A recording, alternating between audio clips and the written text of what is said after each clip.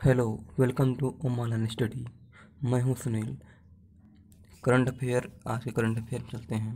आज की तारीख है 7 जून 2020। पहला करंट अफेयर है, हाल में रवीश कुमार जी को भारत के लिए अगले राजदूत के रूप में नियुक्त किया गया। तो वो किस देश के लिए राजदूत के रूप में नियुक्त किया गया है? तो उत्तर है फिनलैंड। रवीश जी 1995 के IFS अधिकारी थे और फिनलैंड की राजधानी है हेलेंस्की। प्रेसिडेंट है सोलंकी यूनिस्ट, करेंसी है यूरो।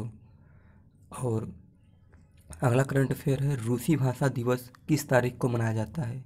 तो रूसी भाषा दिवस 6 जून को मनाया जाता है और रूसी भाषा यूनाइटेड नेशन के 6 भाषाओं में से एक है। तो ये बहुत इंपॉर्टेंट है। यूनाइटेड नेशन की कितनी भाषाएं हैं? 6 भाषाएं, उनके नाम भी याद रखने चाहिए। अरबी, स्पेनिश, चीनी, अंग्रेजी, फ्रेंच और रूसी। तो रूसी भाषा दिवस वहाँ रूस के महान कवि A.S. पुस्किल के जन्मदिन पे मनाया जाता है। अगला करंट अफेयर है, वित्त मंत्रालय ने घोषणा की डैश तक कोई योजना नहीं देगी। भारत के वित्त मंत्रालय ने कब तक के घोषणा की है कि वो कोई भी योजनाएं नहीं देंगी? तो 31 मार्च 2020 तक, सॉरी यहाँ 31 मार्च 2021 रहेगा, यहाँ बना लीजिएगा 31 मार्च, यहाँ पे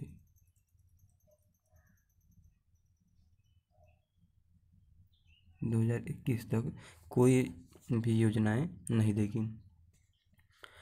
तो वैसे भी यहाँ की हालत बहुत गंभीर है और वो कोविड-19 के चलते यहाँ पे कोई भी घोषणाएं नहीं करेंगी, कोई भी योजना की घोषणा नहीं करेगी। जो पुराने चल रहे हैं वही चलेंगी, कोई नई की शुरुआत नहीं की जाएगी।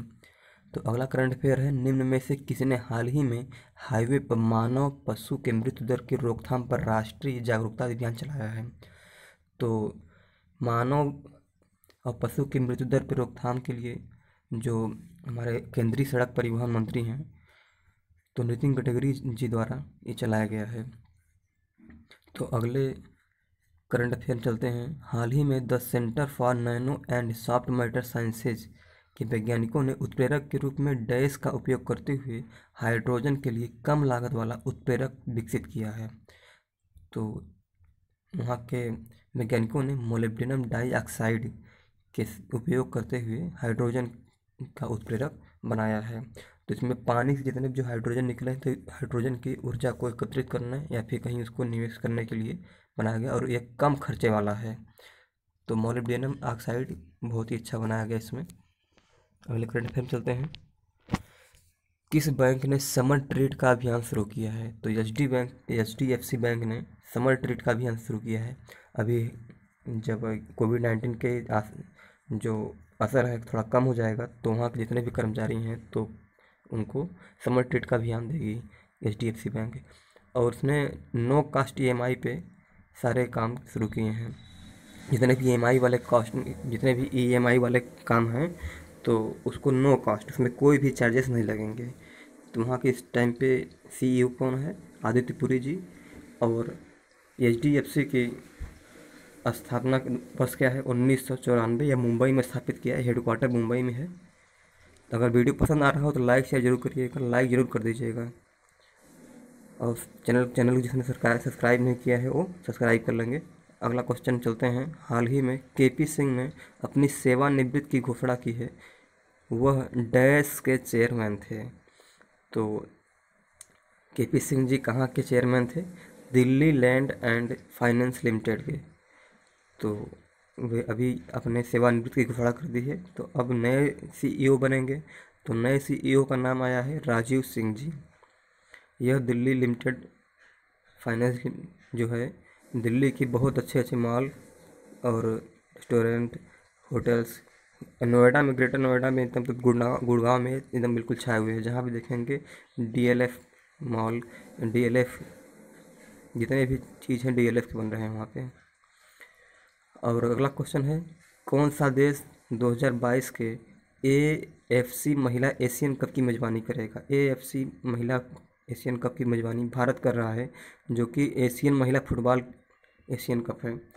तो पहली बार भारत ने 1997 में मेज़बानी की थी, अब फिर से दूसरी बार कर रहा है 2022 में। हाल ही में किसने 2020 की EY वर्ल्ड एंटरप्रेन्योर जीता है? तो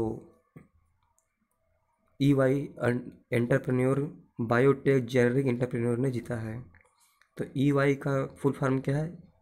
अर्नेस्ट यंगर।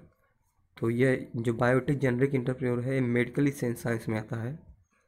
अगला क्वेश्चन है, हाल ही में अनिल सूरी जी की मृत्यु हुई, वे कौन थे? तो अनिल सूरी जी एक मशहूर फिल्म निर्माता थे, उनकी मृत्यु हो गई। अगला करंट अफेयर है, हाल ही में किसने सूचना पुस्तिका विकसित की है? तो सूचना पुस्तिका विकसित की है HRD मंत्रालय ने। ह्यूमन रिसोर्स डेवलपमेंट, HRD का फुल फॉर्म है ह्यूमन रिसोर्स डेवलपमेंट।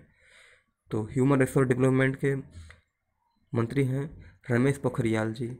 तो उन्होंने NCERT के साथ मिलकर के यह सूचना पुस्तिका को विकसित की है। तो NCERT की स्थापना वर्ष है, NCERT भारत में कब आया था? 1961 में। तो NCERT के 1961 में जब आया था, ये बहुत ही इंपॉर्टेंट है, बहुत बार क्वेश्चन पूछा जाता है एग्जामों में। तो आज करंट अफेयर समाप्त हुआ। अगर वीडियो पसंद आया हो तो लाइक शेयर जरूर करिएगा। जिसने सब्सक्राइब नहीं किया है प्लीज़ सब्सक्राइब कर लीजिएगा। Thank you to all of you.